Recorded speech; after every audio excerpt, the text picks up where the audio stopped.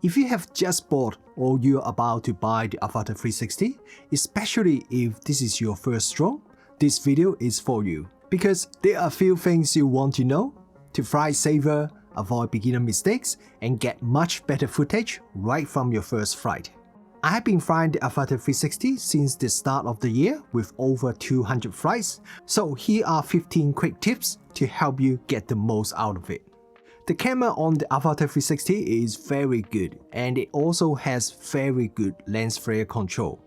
But because this is a 360 camera, sometimes a tiny bit of dust can cause huge lens flare, especially under bright sunlight. So before each flight, quickly wipe the camera with a microfiber cloth that can help avoid ruined footage because of lens flare caused by a dirty camera. Also, clean the LiDAR sensor at the front and the infrared sensor at the bottom, as they are part of the obstacle avoidance system.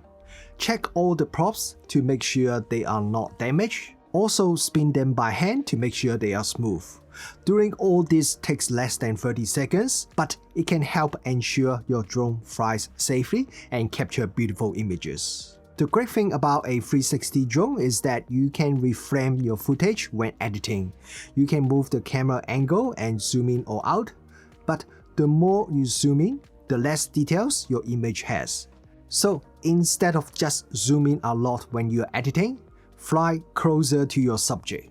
This way, your image will be sharper and contain more detail.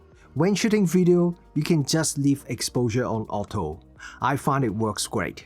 But set white balance manually. Otherwise, if you leave it on auto white balance, it can shift mid-flight when you move to a different area and your colors will shift too. On sunny days, I would set the white balance to 5500K. On cloudy days, around 6500K. The idea is to lock the white balance when you are recording, as it makes it much easier to adjust colors later if needed. This one can make a big difference to your footage. By default, Avata360 shoots 10-bit video in a normal picture profile. But if you want to capture the maximum amount of dynamic range, switch to Pro mode and select D-Log-M. The video will look flat, but you can easily convert it back to natural color using either DJI Studio or the DJI Mimo app. The advantage of doing this is you can retain much more detail in highlights and shadows, giving you a lot more flexibility during editing. If you are shooting in D-Log-M, the screen preview will also look flat, but you can turn on Color Display Assist so you can see colors and contrast more accurately when flying. Just remember, enable this setting only affects the preview, so you will still need to convert the footage during editing. Alright, now for the fun stuff. If you are shooting anything fast, shoot in 50 or 60 frames per second. This allows you to capture very smooth slow motion footage. Otherwise, if you just shoot at a normal frame rate like 25 or 30 and try to slow it down in editing, the output footage will look choppy. Avata360 is not a slow drone, but if you want more speed, switch to sports mode and you can easily hit 60 km per hour. Not only does it go faster, the acceleration and response feel noticeably sharper too. But there's one important thing to remember.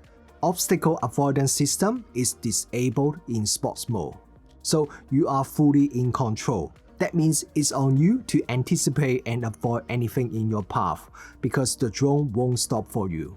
One very cool feature of the Avata360 is the single camera mode.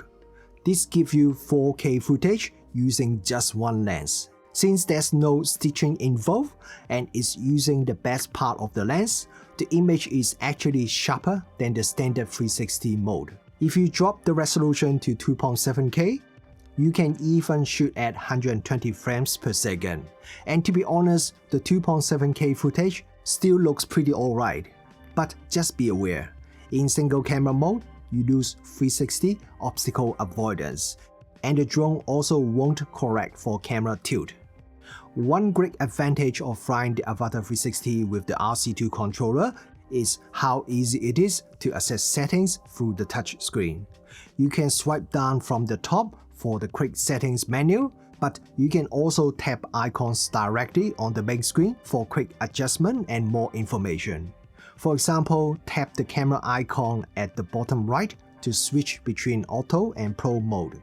Or tap the battery icon at the top to see detailed battery information like return to home timing, forced landing timing, and remaining battery life. So spend some time tapping around the screen. There's a lot more useful information and settings than you might expect. On the other hand, flying with the goggles is super fun and a completely different experience.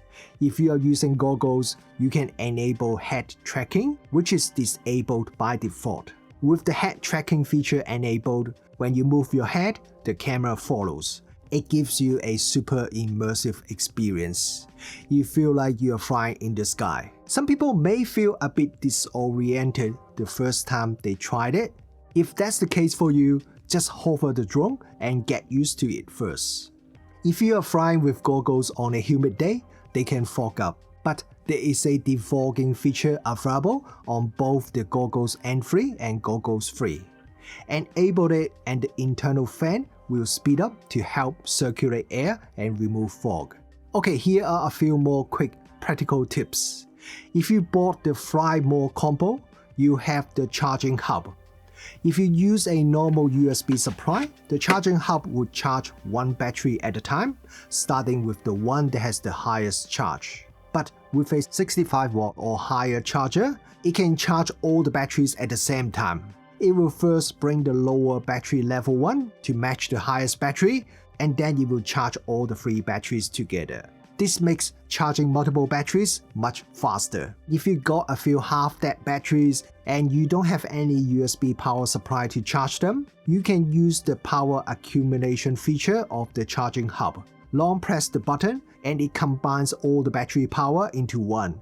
Perfect if you want to have one last flight before you go home. The charging hub also works as a power bank. Just plug in your device that needs charging and press the button on the charging hub. Now this one is important.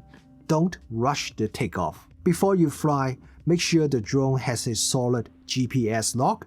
If you take off too early before the drone gets a GPS lock, your return to home pod may not be accurate. And that can cause problems later if you lose signal during your flight. So just wait a few extra seconds. Let it lock in properly before you lift off. If there are trees or buildings or other obstacles blocking the GPS signal, move to a clear spot before taking off. Avata360 uses DJI's O4 Plus transmission system, which is one of the best on the market, giving you up to 20 km range with direct line of sight. But there are a few simple things you should always do to get the best transmission range. First, make sure you unfold both antennas and point them up, no matter you are using the RC2 controller or the goggles. Face the drone directly so the antenna isn't blocked by your body or head. Also, try to stand in a spot with a clear line of sight with the drone, avoiding or minimizing obstacles between you and the drone. These are small things, but they can make a big difference to your transmission range and how stable your signal is. Okay, so those are 15 quick tips to help you get started with the Avata360. If you found this video useful, please give it a like to support me and let me know which tip was most useful. Thanks for watching and I will see you in the next video.